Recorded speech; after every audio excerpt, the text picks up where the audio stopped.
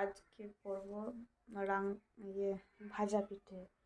তো রাঙা আলু ছাড়াই, রাঙা আলু দিয়ে ভাজা পিঠে করে রাঙা আলু ছাড়াই আর মুসুরি কলাই ছাড়াই করছি।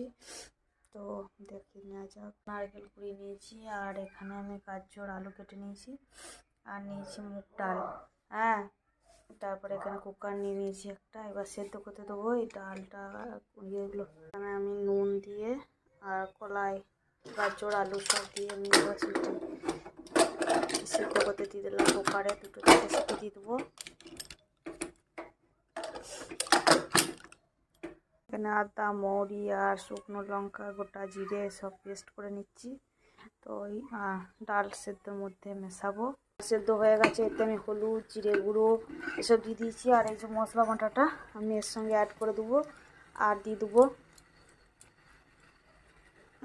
একটু গুড় দিয়ে দেবো, দিয়ে মাখবো সব। তো আমি এখানে যে খেজুরের গুড় দিয়ে দিচ্ছি অনেকটা মিষ্টি হওয়ার জন্য। আমি ডাল মাখাটা আমি গামলার মধ্যে ভালো করে ঘেঁটে নিয়েছি, এতে চাল গুঁড়ি দিয়ে আমি একদম করে নাড়বো, নেড়ে মাখাবো। গরম গরম মাখাতে হবে, কারণ চাল গুঁড়িটা ঠান্ডা হয়ে ডালটা ঠান্ডা হয়ে গেলে ভালো হবে না, তাই গরম গরমই মাখবো। নারকেলগুলো অ্যাড করে দেবো এর সঙ্গে।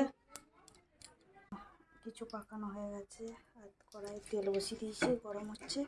এবার ছাঁকতে শুরু করবো আস্তে আস্তে, মন্দ আছে। আর এখানে পাকানো হচ্ছে, এই যে একটা একটা দিতে শুরু করছি, পিঠেগুলো ভাজতে শুরু করছি। হালকা মিডিয়াম করবো, একবার ফুল হাঁটিতে দিতে হবে, তারপর কমিয়ে দিতে হবে, তা নাহলে ফুটে যাওয়ার সম্ভাবনা আছে। আমার কিছু পিঠে রেডি হয়ে গেছে, দেখো কত নরম হয়েছে, একদম ফেটে যাচ্ছে। আর নরম আর কিছু হচ্ছে, আর এখানে পাকানো হয়ে গেছে। তো কে কে এইভাবে পিঠে বানাও অবশ্যই কমেন্ট করে জানাবে, আর তোমরা কীভাবে বানাও সেটা অবশ্যই জানাবে। তো আজকের মতো ভিডিওটি এখানেই শেষ করলাম। জানিও খেতে কিন্তু দুর্দান্ত বন্ধুরা, কদিন ধরেই থাকবে। তো এই ছিল আজকের রেসিপি। By, tata.